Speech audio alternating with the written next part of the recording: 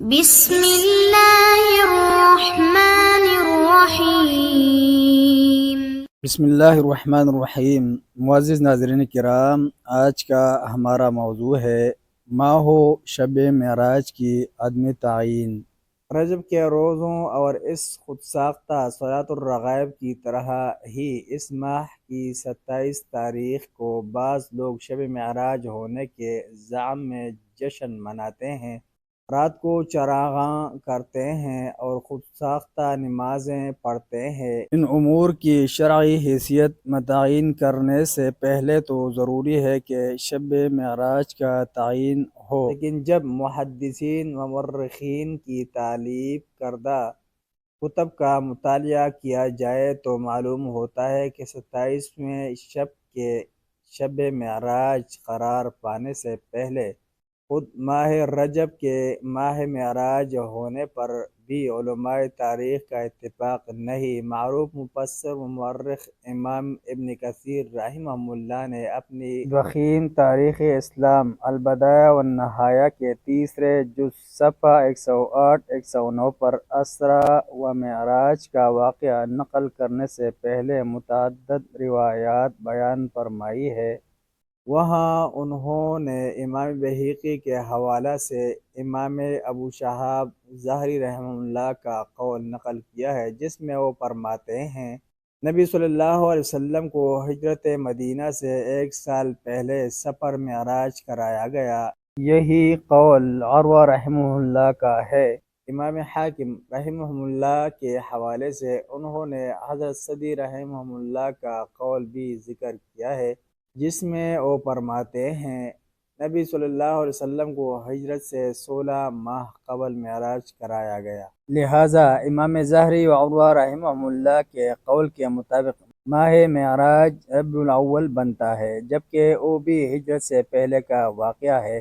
یہی وجہ ہے کہ حافظ ابن عساکر نے تو اسراء و معراج کی احادیث کا ذکر ہی اوائل بعثت کے واقعات میں کیا ہے،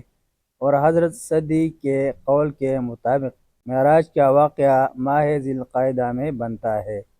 ماہ ربیع الاول کے ماہ معراج ہونے سے متعلقہ امام ظاہری و عروہ رحمہ اللہ کے قول کی تائید حضرت جابر بن عبداللہ رضی اللہ عنہ سے مروی ایک اثر سے بھی ہوتی تھی، لیکن اس کی سند میں امام ابن کثیر رحمہ اللہ کے نزدیک انقطاع ہے۔ یہ اثر مصنف ابن ابی شیبہ میں مذکور ہے، جس میں وہ فرماتے ہیں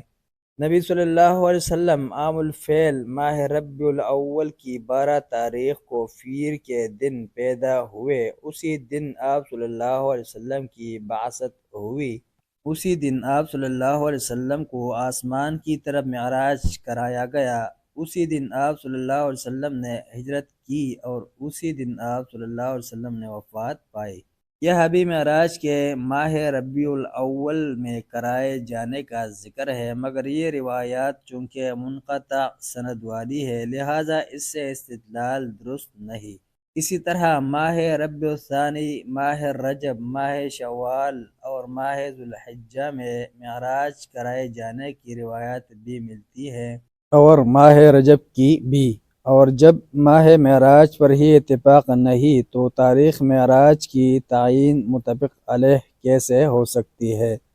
مختصر یہ کہ اسی طرح ہی تاریخ معراج میں بھی اختلاف پایا جاتا ہے، اور یہ بات بھی حکمت الہی سے خالی نہیں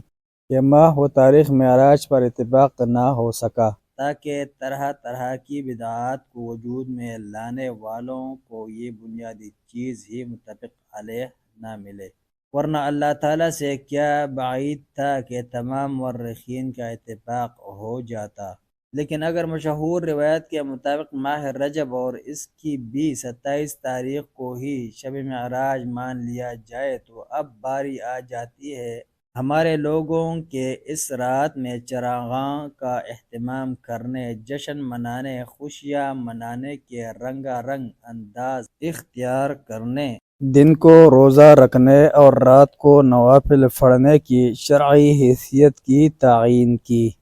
دن کو روزہ رکھنے اور اس رات کو قیام کرنے یا نوافل پڑھنے کے بارے میں تو ہم رجب کے روزوں اور سورۃ الرغائب کے ضمن میں ذکر کردہ تفصیل پر ہی کفایت کرتے ہیں، کیونکہ صاحب البدایہ والنہایہ حافظ ابن کثیر رحمہ اللہ کے مطابق رجب کی پہلی جمعرات و جمعہ کی درمیانی رات کو شام کے وقت مغرب و عشاء کے مابین پڑھی جانے والی صلاۃ الرغائب دراصل اسی زعم کا نتیجہ ہے کہ شب معراج رجب کے پہلے جمعہ کی رات ہے، اور اس رات کو لیلۃ الرغائب اور اس کے لیے ایجاد کردہ نماز کو صلاۃ الرغائب کا نام دیا جاتا ہے۔ اب رہا شب معراج کو جشن منانے اور چراغاں کا اہتمام کرنے کا مسئلہ، تو اس سلسلہ میں سب سے پہلی اور بنیادی بات یہ ہے کہ نبی صلی اللہ علیہ وسلم، خلفائے راشدین وعام صحابہ کرام رضی اللہ عنہم،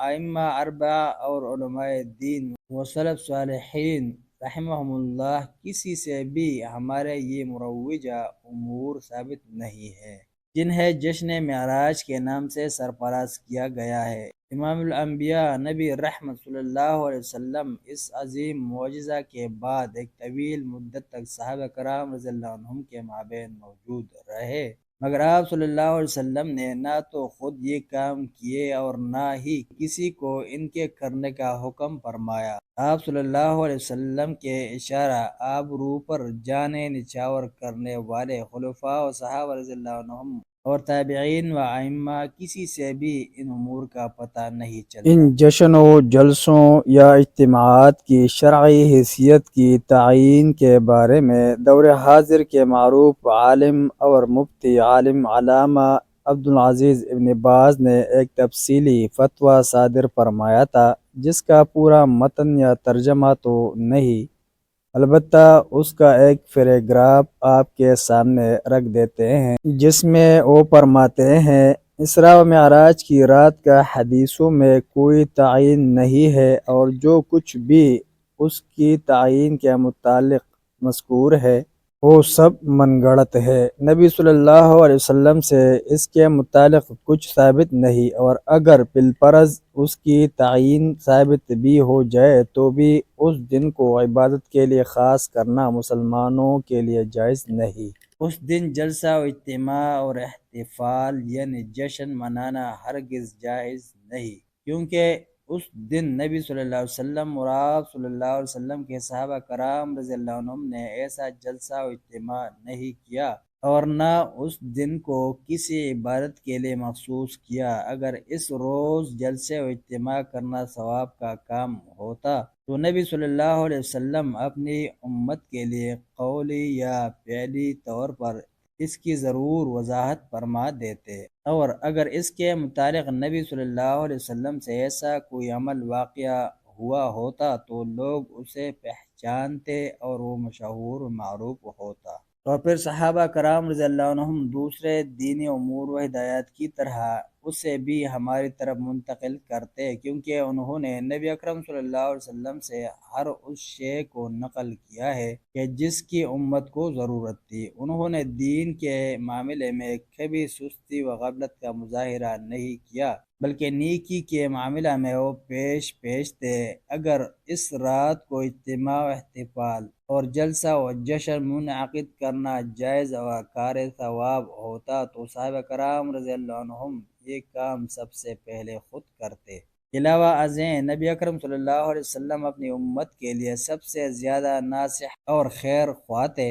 اور آپ صلی اللہ علیہ وسلم نے پیغام رسالت نہایت دیانت و تنہی سے پہنچایا، اور اس امانت کا حق ادا کرنے اور اس فریضہ سے سبکدوش ہونے کے لیے کوئی دقیقہ فروگزاشت نہیں کیا۔ اگر اس رات کی تعظیم کرنا، اس میں اجتماع و احتفال اور جلسہ و جشن کوئی دینی کام ہوتا تو آپ صلی اللہ علیہ وسلم اس میں ہرگز سستی نہ کرتے اور نہ ہی اسے اپنی امت سے مخفی رکھتے، اور جب آپ صلی اللہ علیہ وسلم نے کوئی ایسی بات کہی ہی نہیں تو معلوم ہوا کہ اس رات کی تعظیم کرنا اور اس میں اجتماعات و احتفالات کوئی اسلامی فعل نہیں ہے۔ آتش بازی و چراغاں اور جانی و مالی نقصانات۔ شب معراج کو جو چراغاں کرنے یعنی بکثرت شمع جلانے کا اہتمام کیا جاتا ہے، اور پھر 15 شعبان کو بھی شب قدر یا شب بارات کہتے ہوئے چراغاں کیا جاتا ہے، اور صرف چراغاں کرنے پر ہی اکتفا نہیں کیا جاتا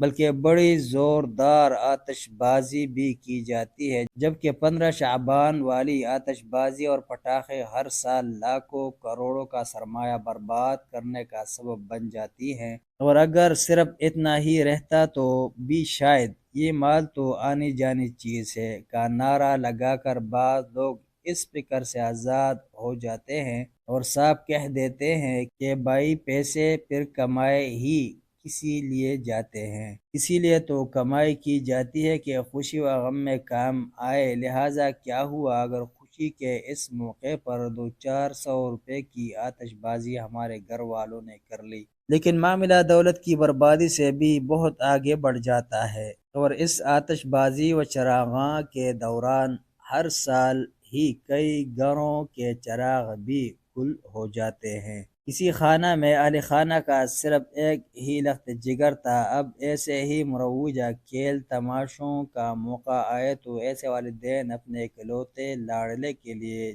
چاؤ پیار سے دوسرے لوگوں کی نسبت بڑھ چڑھ کر اور طرح طرح کی آتش بازی مہیا کر دیتے ہیں۔ اب اس بات سے تو شاید کوئی بھی ناواقف نہ ہو کہ آتش بازی سے جو ہر سال جانیں ضائع ہوتی رہتی ہے، ان میں سے ایسے کتنے ہی معصوم و محبوب اکلوتے لخت جگر بھی ہوں گے جن کا جھلس کر والدین کے ہاتھوں سے نکل جانا انہیں عمر بھر کا داغ دے جاتا ہوگا اور ہمیشہ کے لیے ان کے دلوں کے چراغ گل کر جاتا ہوگا۔ اور پھر اگر کسی کا کوئی لخت جگر اکلوتا نہ بھی ہو تو بھی یہ کون سا ایسا سودا ہے کہ پیسے کے ساتھ خریدا جا سکتا ہے، اور اس موقع پر آتش بازی کی نظر ہو جانے والا اگر پورے خاندان کا کفیل اور عیال دار ہوا تو پھر اس خاندان پر کیا کیا مصائب و مشکلات نہ آئے گی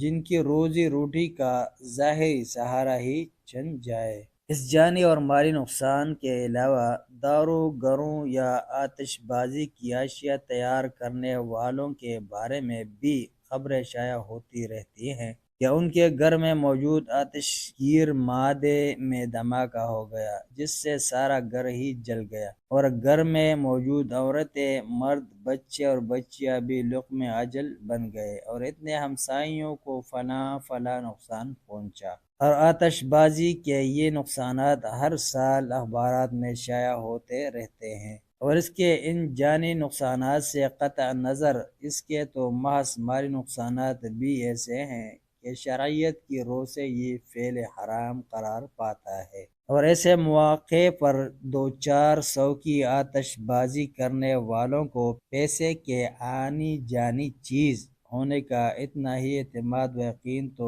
اس وقت دیکھنے والا ہوتا ہے جب کوئی لاوارث، یتیم، بے بس، مسکین اور بھوکا و ننگا محتاج اللہ کے نام پر سوال کر بیٹھے تو دولت کو آنی جانی کہہ کر فضول خرچیاں کرنے والے انہیں 2 4 یا 10 20 روپے دینے کی بجائے دھکے اور گالیاں دیتے پائے جاتے ہیں، اور یوں لگتا ہے کہ اب ان میں احساس رحم و کرم مر ہی چکا ہے۔